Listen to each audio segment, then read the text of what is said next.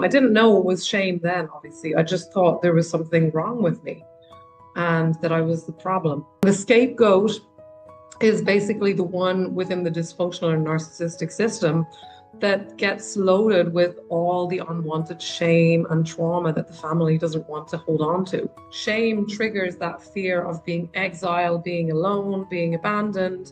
It's like the deepest, darkest wound that we as humans have. Imposter syndrome is shame with better PR. Anxiety is anticipatory shame. Shame is never useful and it's not good for you. It's not healthy. So recognize that whatever this voice is saying, this is not your voice. This is a spell. This is a pattern. This is a trance state. So you got to interrupt it. Don't overthink it. Just name it.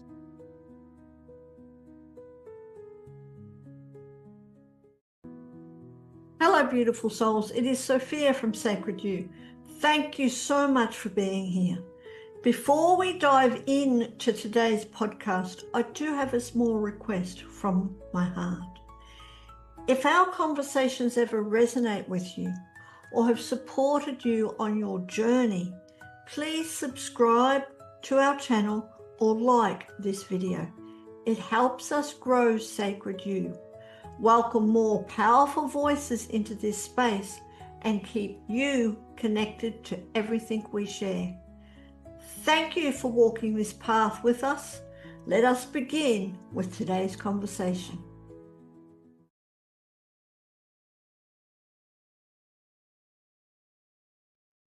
Welcome to the Pathways to Wellbeing podcast. My name's Sophia from Sacred You, and with me on today's episode, I am really excited and honoured to be chatting with the beautiful Emma Lyons. Emma, thank you so much for joining us today. Great to be here. Thanks so much for having me, Sophia. Yes, I'm excited because we're going to be talking about shame, structural shame, and how that keeps leaders, high-performing leaders, from playing small, the hidden glass ceiling. So, Emma, what I'd love for you to start with is just tell us a little bit about you, because you're a structural specialist and the creator of the Break protocol, which we will go into. How did you get to where you are now?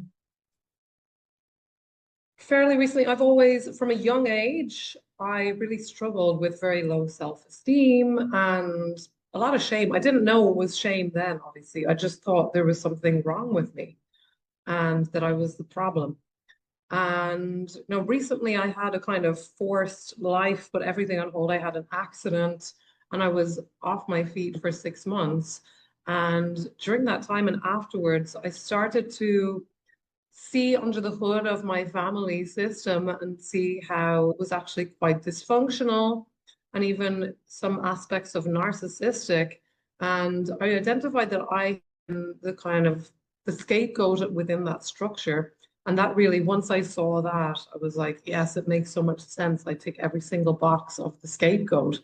And the scapegoat is basically the one within the dysfunctional or narcissistic system that gets loaded with all the unwanted shame and trauma that the family doesn't want to hold on to.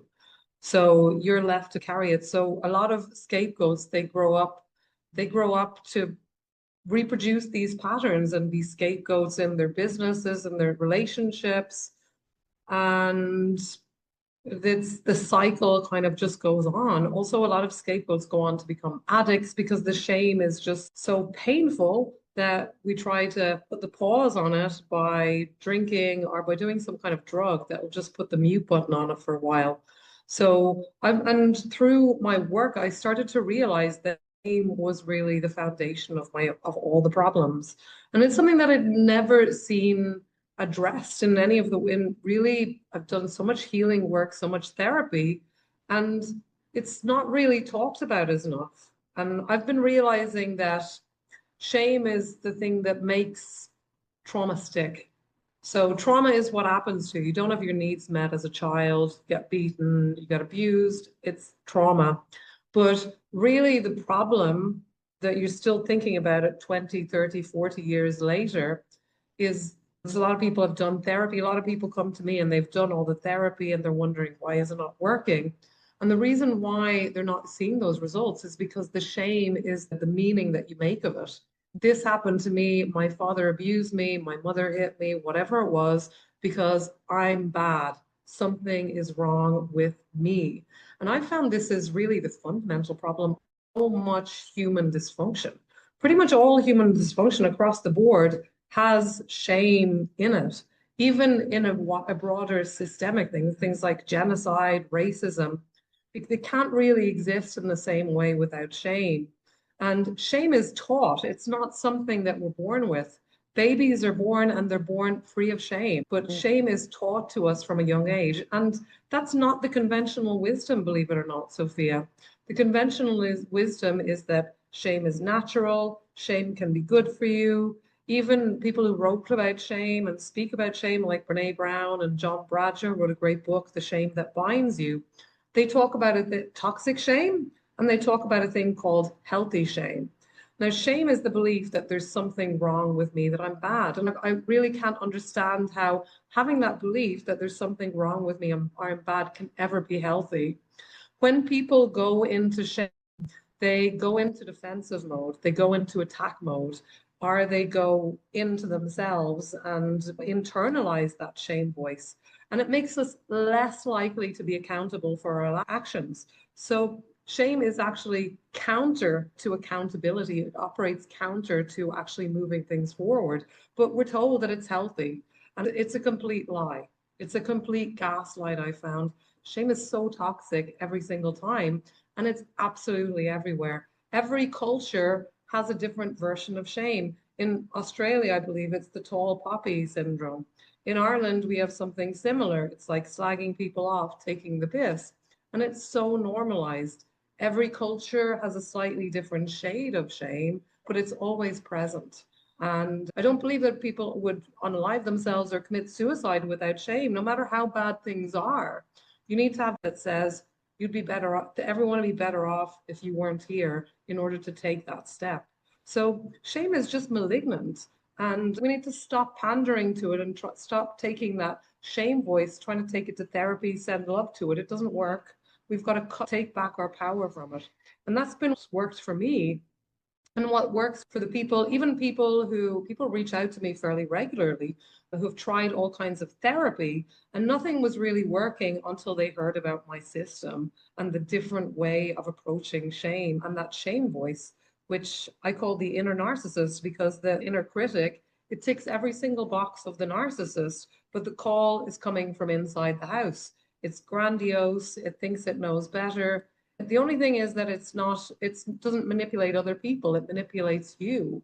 So yet we're taught to take this thing to therapy and love to it. I tried that for years and it really didn't work. And I know that I'm not the only one who's had that experience. So I offer a different approach that's really about taking back our power from this thing. And only then, once we do that, once we dismantle the shame inside ourselves, we become less shameable by other people, by narcissists or other people, because everyone uses shame reflexively.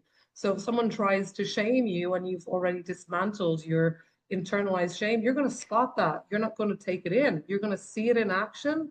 And I teach people how to release and process shame, which isn't something that I'd ever been taught anywhere through all the years of healing, therapy, all kinds of things. Nobody talks about this. But when you release shame, your body just, it's such a heavy thing. Where the way that's modeled for us to deal with shame is to internalize it or attack ourselves, attack the other person, or repress shame. And that repressed shame becomes the bedrock for so many dysfunctions, including, by the way, narcissism. Yes. Narcissism is a dysfunction of shame. Donald Trump gets offended when someone imitates his dance because it triggers his repressed shame. So these are diseases of shame, and shame is the bedrock problem, the substrate. And we need to dismantle it in ourselves before we have any hope of creating systems that are going to challenge the status quo of the shaming culture that we see absolutely everywhere. So how do we do that? How do we really go in and, in a practical way? Because everyone experiences shame in some form, shape, or form, whether it's really high level or even just low self-esteem is also having shame. How can we undo all the shame that has been accumulated, that we have taken on from our life experience? What do we do about it? Besides coming to see the beautiful Emma, which we will put all your links below. So for anyone who is watching, do reach out to Emma. World of experience, beautiful woman. So what do we do, Emma? What's the steps that we can take? The really key thing is to recognize that shame has no positive function. That was really key for me because if you look at all kinds of emotions that challenge people, like fear can be really toxic, it can be really debilitating, but it has a positive function as well. If I step out in front of a car, I'm going to feel fear and I'm going to get myself out of the way. So shame or fear can have a positive function. Same thing with anger. Anger is considered often toxic. It can be toxic, but if I feel angry, somebody's crossed my boundary and I need to say no. It has a positive function. Shame, however, has no such positive function. The only function that shame has is to maintain hierarchies and maintain control. So if there's a child here, and we've all done this, so I'm not trying to shame anyone. We all do this reflexively. So when people shame their children, teachers shame the kids in their class, people, it's absolutely everywhere. It's normalized, even in our language, in the English language, you have no shame or you're shameless. It's reinforced in our language that you need the right amount of shame to be a good person, even though the actual opposite is true. If there's a child here making noise and I want him to be quiet, I can shame him and he'll be quiet very quickly. But I might tell him I'm doing that to help the child, that it's for his own good, for him to learn, but that's never the case. It's always about the shamer's comfort. I'm trying to silence that child because what he's doing is making me feel uncomfortable. So it's never about the welfare of the person being shamed, although we all try to say it, just like the narcissist out there, they will punch you in the face, kick you in the balls, and insult you, and then tell you that they're doing it for your own good. It's a complete lie. It's for the benefit of the person doing the shaming. And people do this so unconsciously, so reflexively that we don't even know we're doing it. And what we're doing is we're just passing on that shame. That child doesn't really learn anything. They shut up in the moment, so it looks very effective, but they only learn to shrink, that I'm bad, so I have to be quiet here. They're not really learning anything. That's the opposite of transformation. But shame is used everywhere, on social media, everywhere. And when people experience shame, most people, the favorite method is to find another target for it so you don't have to feel it. You project that onto someone else. And that's what it is. It's a deflection of that shame because you don't want to feel it. It's very uncomfortable. Shame triggers survival mode like nothing else. Not even fear really comes close because shame triggers that fear of being exiled, being alone, being abandoned. It's like the deepest, darkest wound that we as humans have. So we're all terrified of feeling shame. And this is why nobody talks about it. Nobody's talking about shame. All kinds of things like imposter syndrome, self-sabotage, procrastination. All of these things are shame if you look at the underlying structures that are causing it. But we don't like to say shame. We prefer to say imposter syndrome. Imposter syndrome is shame with better PR of avoid using the word. Yeah, but it is shame. It's the exact same. And shame, it manifests differently in different people. So it can manifest as alcohol addiction or just extreme anxiety even. Anxiety is anticipatory shame. So you're afraid of taking that action. You're afraid of stepping out, asking that person on a date, because what if they say no? And then so we're afraid of the shame that might happen if we get rejected. That's the fear of shame. That's anticipatory shame. It is stealing people's life force. It's what I call the shame tax. And nobody's talking about it except me. And I think it's important. We need to bring Brene Brown. She did a great service with bringing shame out so people could talk about it. But her approach really is, I find it has a ceiling because she talks about getting comfortable with shame and she talks about shame being normal, something that we need in order to not be a psychopath. But Shame does, the problem with psychopaths are the exception actually to the rule, because psychopaths don't have the capacity to experience shame. Not, but that's not their problem. Their problem is the inability to feel empathy. So that's the real problem. It's not the absence of shame. So shame has just been so normalized and so pervasive, and been used for generations that we think that it's normal. So to get to your question, what can we do about it?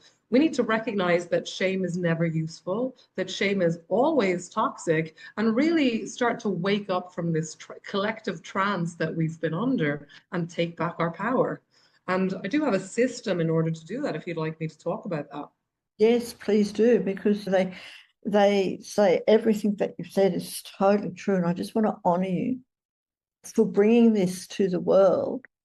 And I've heard, and I'm sure you've experienced too, shame is actually the lowest vibration that we experience in this human field, in this human form. And there needs to be a way that we can get out of that vibration of shame to step into the power of who we are. So yes, tell us, is it your break protocol? Tell us about that. It is the break protocol, but the underlying piece of this, you've got to recognize that shame is never useful and it's not good for you. It's not healthy. It's not helpful. Women shaming their bodies and saying, oh, I have such a terrible body. I'm so fat. I'm so ugly. It doesn't make you become better. And this is the huge gaslight again from society. Society, the hustle culture, you've got to work hard, you've got to struggle in order to become better. So we're taught that shaming yourself is going to make you better. That's what I believed. And the actual opposite is true. It's actually the opposite. The more you shame yourself, the more, like you said, lower vibration you go and the harder it becomes to rise. So yeah, my break protocol, it has BREAK. So the first one is really break the trance. That's like what I've just been sharing. Recognize that this shame thing, whatever it is, and this is something that I teach people to use when they have a shame attack. I don't know if you've had a shame attack, Sophia, but it's like where the shame just takes you over, and it's the worst thing that a person can experience, and it's one of the worst things emotionally that a person can experience, because it really takes you out of yourself. So recognize that whatever this voice is saying, this is not your voice. This is a spell. This is a pattern. This is a trance state that we're all under, that you're individually under. So you got to interrupt it. Don't overthink it, just name it. And really naming it disrupts the loop instantly. So I named that inner critic voice the inner narcissist. And I stopped being nice to it and I went through this break protocol, and that's what's helped me. So really, you've got to break the trance of it. Then you want to refuse to engage with it. This means you don't explain yourself, you don't defend, you don't engage, you don't explain, you don't personalize, you don't fight with it, you don't take it to therapy, you don't send love to it. All of that, it just gives it more what's called narcissistic supply. It gives it more fuel and it gets bigger and stronger and has more and more control over you. So you just drop the rope and see how quickly it loses all its power, because the inner critic, the inner narcissist that I created, it has no power. Just like the narcissist out there, they have no power except the power that you give them. They need that narcissistic supply. They need your energy. So when you drop the rope and stop doing that, you get so much energy back. So that's R.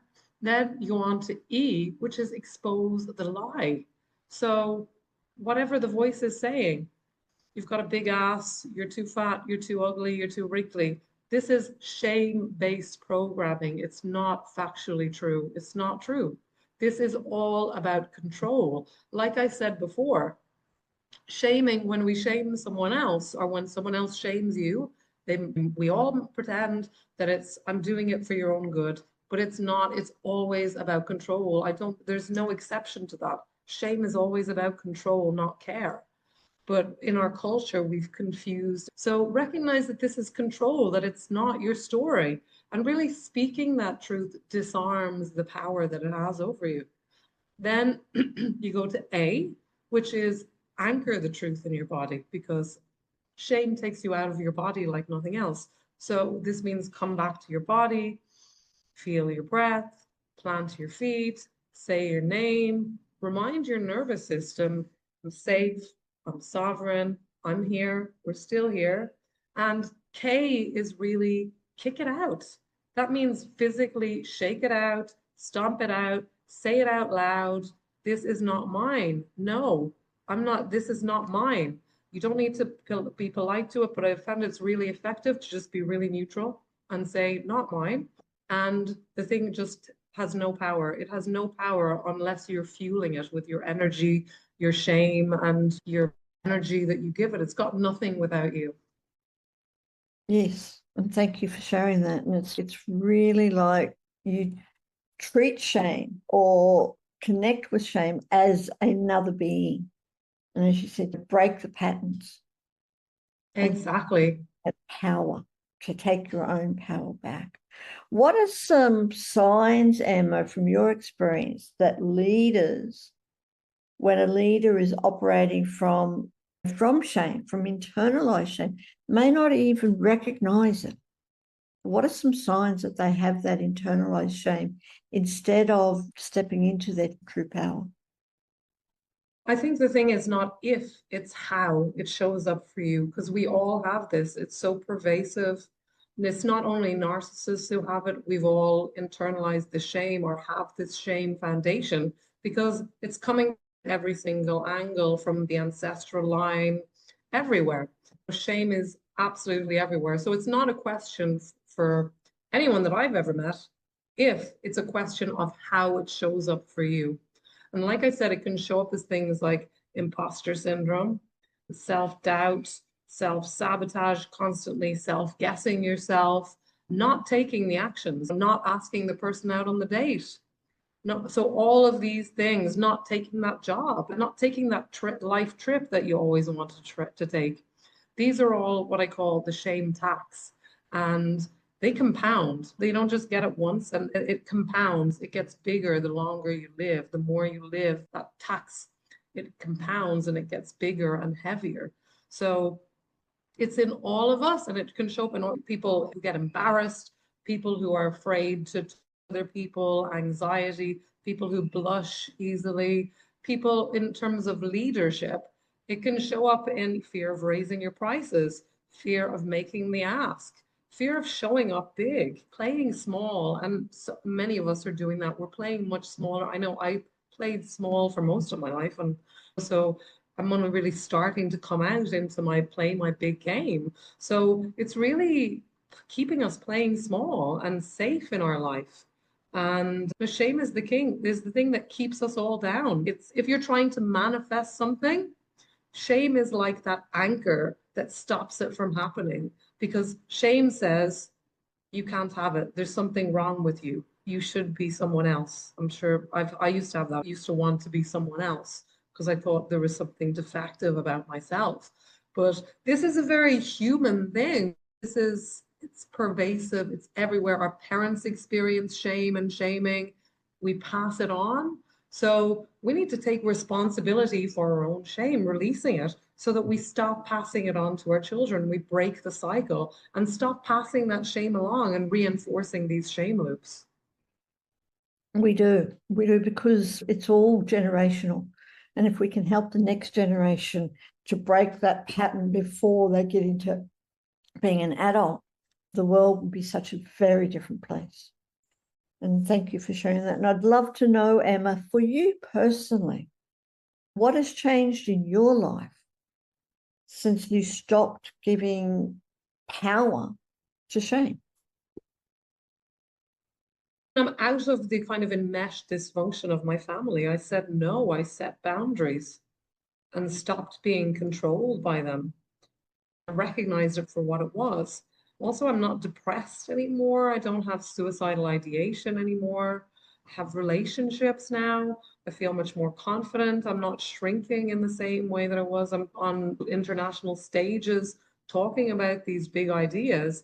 And I'm showing up in my life. I write on Substack. So I'm sharing my deepest, darkest shame thoughts publicly and really bringing this shame thing into the light and also talking about how we can process it and release it and how actually that's Shame is the reason why the revolution, this is the thing about it, it's systemic as well as personal.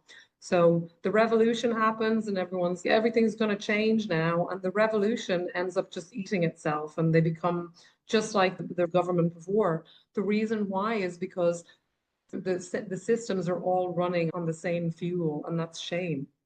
So we need to break this. It's not only for us as individuals, it's for us as a collective.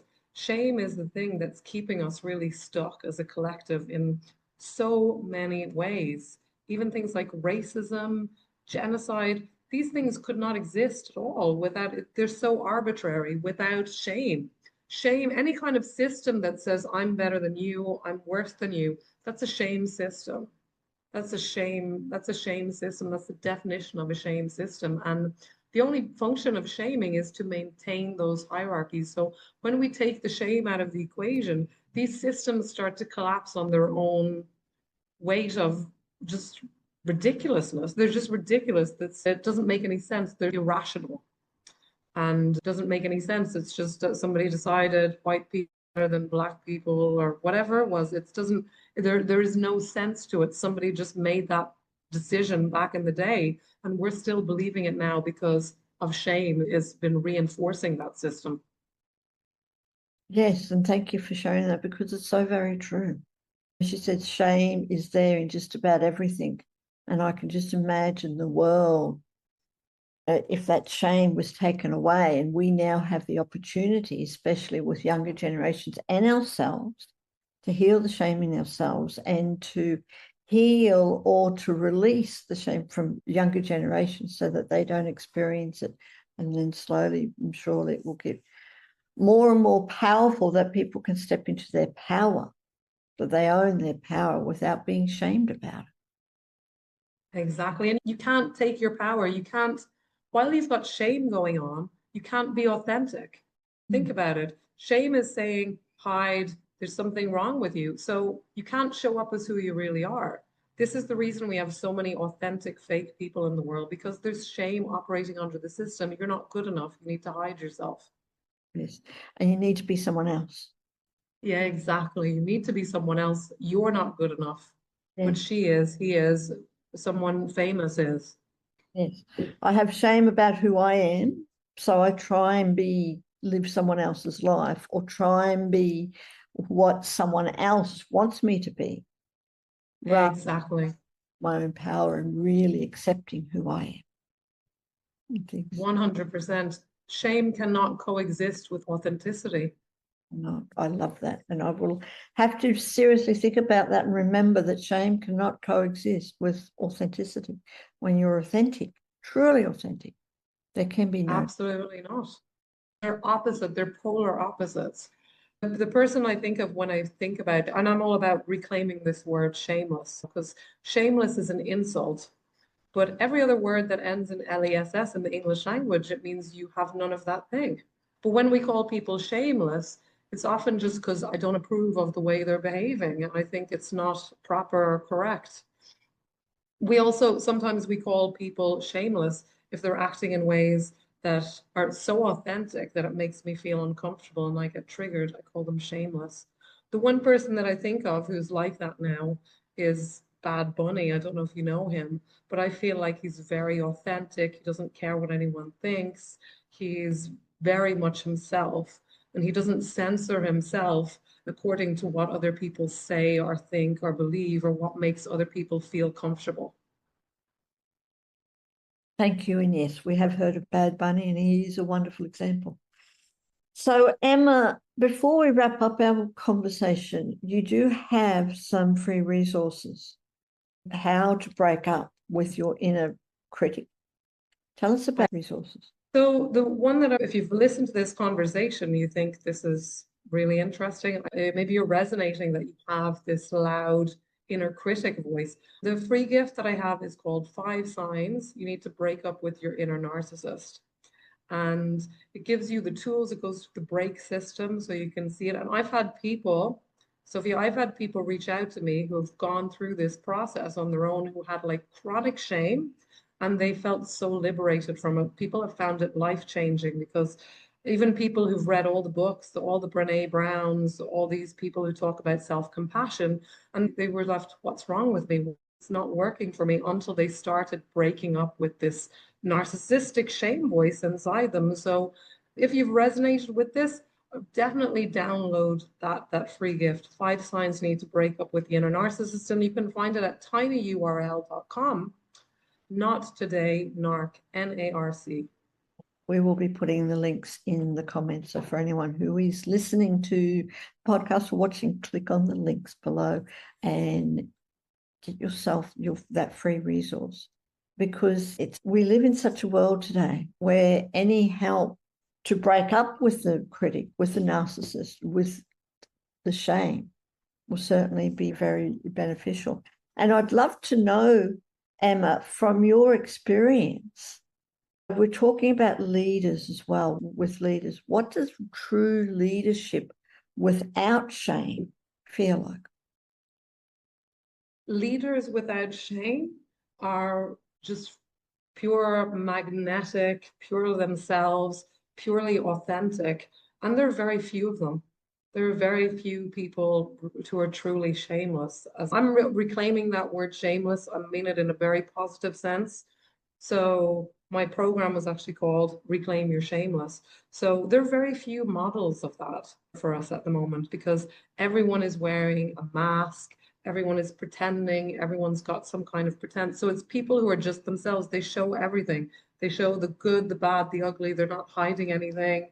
They show the dark side, the shadow. Sometimes they're angry, sometimes they're sad, sometimes they're horny, and that's okay. It's people who are just showing up as them, not trying to impress anyone, just being authentically them. And that is so magnetic when you get to that level of authenticity, because people are desperate for that, because that is the opposite of the narcissistic, shame-filled world that we live in, that's full of pretension. It's full of people thinking they're better than someone else or worse than someone else. It's full of toxic ego. And shame is a huge part of what's keeping that going. Once we get rid of shame, we can really reclaim so much power, not only in our lives individually, but also we can make that impact with other people. You can stop hiding, and people can actually see you who've been trying to, they need the exact gift that you have. But if you're carrying shame, they can't see you because you're not showing up, you're not on the frequency that you were born to be. So when you drop the shame, you start resonating that frequency, and the people who came here who need that exact frequency of healing, they can see you for the first time. So it's really powerful. It's the biggest gift that you can give yourself, and also the biggest gift that you can give the world, in my opinion. Yes, totally. I totally agree with you, because this truly is a world of people who have stepped into their own power. Exactly, that's Let it. go of the shame of being who they are or what they are. Yes, the world will be such a very different place, because it's full of empowered people, not people pleasers, or not people who are shrinking to Exactly. And people pleasing, that's another one. People people. pleasing is shame. It is. People pleasing, trying to impress everyone, trying to say the right thing, trying to make sure, that's shame. That's another manifestation of shame. And again, all these programs that are dealing with people pleasing, imposter syndrome, but without dealing with the root cause, it doesn't really address it fully. And shame is the root of it. Shame is the root of all these things. So we can go straight to the root and really unleash so much power, rather than dealing with a little bit here and then it grows back again. Totally get it, totally understand. And thank you so much for sharing. And again, for anyone who is listening or watching, reach out to Emma, because it's time to let go of that shame that is holding you back. So, Emma, thank you ever so much. Before we wrap up, is there any other question that I could have asked you? And how would have you answered? I think you've done a really good job, Sophia. So not that I can think of now, but I just will take this opportunity to tell people that you do not need shame to be a good person. This is a huge lie that we've been told. Reclaim your shameless now. Become who you really are. Shamelessly reclaim your shameless power and stop caring about what other people think, and just take back your power now because it's all inside you. But you've got all this shame blocking it. And it's causing so much dysfunction. So when you liberate yourself, you start giving other people around you a glimpse of what that's, and they can start resonating at that frequency too. So it's a huge deal. Like I said, it's a gift for you, but it's also a gift for your family, for your friends. You stop taking in the shame when people shame you. You see what they're doing. You don't take it in. You don't project it back. You stop the loop. You stop it, and you break that. You stop reinforcing that shame pattern that's really making the world go round. It's not money, it's shame that's making the world go round. True, because people are out there to shame others because so they can be bigger, so they can be better. Exactly. I have to make more money because I'm trying to fill the hole of shame that's inside myself. I have to make more and more and more money so that I can start feeling better about myself. But look at the manosphere. This is pure shame culture. It's pure shame logic. So many things are about the hatred of women, wars. It's really shame. Shame is the root. And I'm not saying it's the only thing, but it's a huge factor and substrate. And you can do your part by breaking up with your own shame and dismantling that shame. It's an operating system, and you don't have to follow it anymore. Those systems can be dismantled. Yes, break up with it, have a farewell party or whatever you do, and let shame go out of your life. Thank you. Exactly. What does the pathway of well-being mean for you, Emma? The pathway of well-being means living your best shameless life and just being who you really are. Stop with the pretense, stop with the people pleasing, stop with the shame, and it's all shame, and just be you, be the frequency that you were born. Be like a baby. They have no shame. They're hungry, they express it, they don't hold back. You can be like that too. We all can be. Thank you. Thank you ever so much for coming on to our podcast today. I have really enjoyed the conversation. You've opened up my eyes so much to shame. And I'm sure everyone else who is watching and listening do, like I said, click on the links below. Get yourself a copy of Emma's free gift for you, the 5 signs to break up with your inner narcissist, and reach out to Emma and have a conversation. Thank you, Emma, so very much. As we wrap up today's episode of the Pathway to Wellbeing podcast, I would really like to thank Emma Lyons for such an interesting and thought-provoking conversation. As Emma reminded us, well-being begins when we stop hiding, stop people-pleasing, and stop allowing shame to dictate who we can be. Breaking free from shame is not only a gift to ourselves, but also a gift to our families, communities, and future generations. If you would love to explore Emma's work further, be sure to connect with her and download her free resource, 5 Signs You Need to Break Up with Your Inner Narcissist. This powerful guide introduces Emma's break protocol and offers practical tools for recognizing and releasing shame-based patterns. You will find all of Emma's details and the links below. At Sacred You, we are passionate about creating spaces where women from all over the world can support, uplift, and empower each other. Visit our website and check out all our upcoming workshops, events, community offerings, and our Soul Seeker quiz. We are at www.sacredu, that is the letter U, .love. And as always, if this episode spoke to you, please subscribe to our podcast, share it with a friend, or leave us a review. As Emma shared, the pathway to true freedom is reclaiming your authentic self, living shamelessly, expressing your truth, and trusting that who you are is already enough. Until next time, stay grounded, stay inspired, stay connected, and keep walking your pathway to well-being. From our heart to yours, thank you.